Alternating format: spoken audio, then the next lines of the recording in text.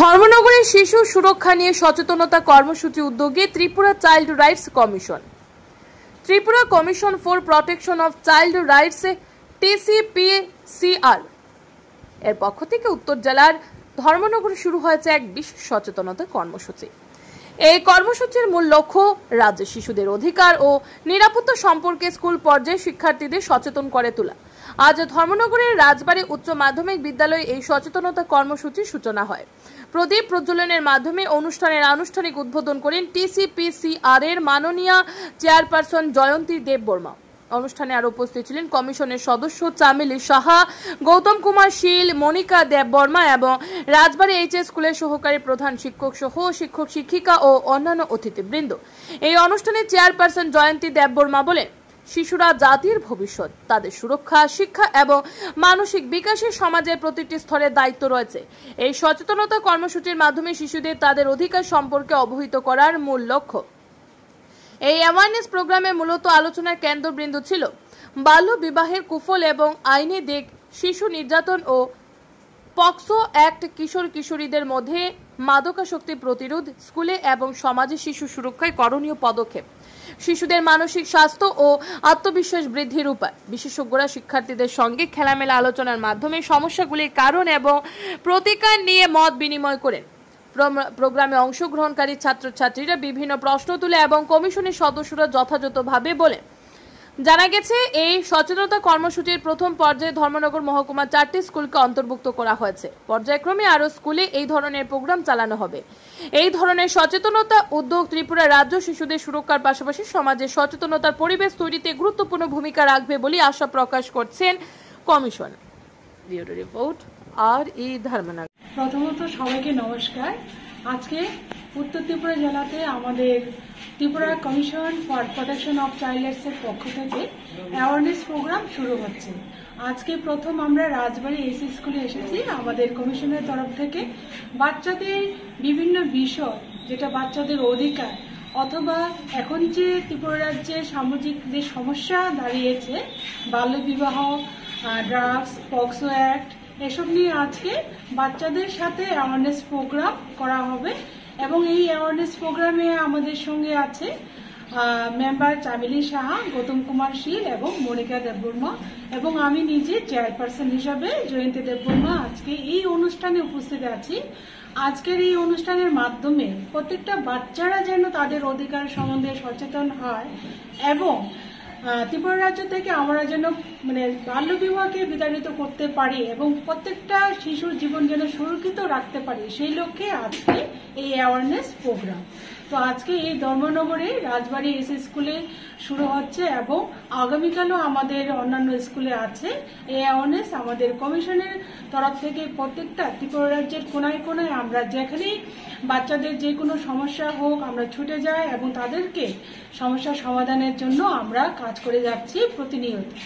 এবং আপনাদের মাধ্যমে, মিডিয়া ভাইদের মাধ্যমে আমাদের একটি অনুরোধ থাকবে, আপনাদের মাধ্যমে আমরা যদি কোনো খবরাখবর থাকে সেটা বাচ্চাদের সম্বন্ধিত, যেমন চাইল্ড ম্যারেজ অথবা পক্সো অ্যাক্টের মাধ্যমে হোক বা পক্সো কেসেই হোক অথবা বিভিন্ন শিশু নির্যাতন, এই বিষয়ে যদি আপনাদের কোনো খবর থাকে তাহলে কিন্তু অবশ্যই আমাদের জানাবেন।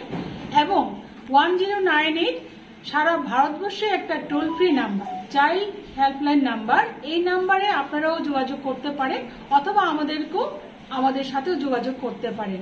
তো এই অনুরোধ রেখে আমি সবাইকেই আবারও আমাদের কমিশনের তরফ থেকে শুভেচ্ছা জানিয়ে সবাই ভালো থাকবেন। নমস্কার। কতটি স্কুলে কর্মসূচি রয়েছে? আমরা প্রথম স্তরে 4টি স্কুল নিয়েছি অ্যাওয়ারনেস করার জন্য। ত্রিপুরা রাজ্যের প্রত্যেকটা অভিভাবকদের আমাদের কমিশনের তরফ থেকে একটি অনুরোধ থাকবে, আপনারা আপনাদের মেয়েদের, বিশেষ করে মেয়েদের যাদের বয়স 18 বছর হয়নি, তাদেরকে বিয়ে দেবেন না এবং ছেলেদের 21 বছর। তো আপনারা জানেন সবাই আইনগতভাবে এই বাল্যবিবাহ কিন্তু মেয়েদের 18 বছরের নিচে এবং ছেলেদের 21 বছরের নিচে ধরা হয়। তো চাইল্ড ম্যারেজ প্রহিবিশন অ্যাক্ট অনুসারে যারা যারা এই বিয়েতে থাকবে অথবা জড়িত থাকবে, সেখানে মা বাবাই হোক অথবা ডেকোরেশন অথবা পাড়ার প্রতিবেশী, যারাই এই বিয়েতে জড়িত থাকবে, আইন অনুসারে আমরা যদি খবর পাই তাহলে কিন্তু সঙ্গে সঙ্গে পদক্ষেপ নেওয়া হয় এবং নেওয়া হচ্ছে। তো এই ক্ষেত্রে কিন্তু জরিমানা আছে, 1 লক্ষ টাকা জরিমানা এবং 2 বছরের জেল। তো তার জন্য প্রত্যেকটা অভিভাবকদের, এখন মেয়েরা বিশেষ করে অভিভাবকরা যারা আছেন তাদেরকে আমি বিশেষভাবে অনুরোধ করব, মেয়েরাও কিন্তু এখন অবহেলার পাত্রী নয়। 2 দিন আগেও আপনারা দেখেছেন অভিভাবক দ্বারা একটা মেয়ে, 2টি মেয়ে নির্যাতিত হয়েছে এবং বাড়ি থেকে বের করে দিয়েছে।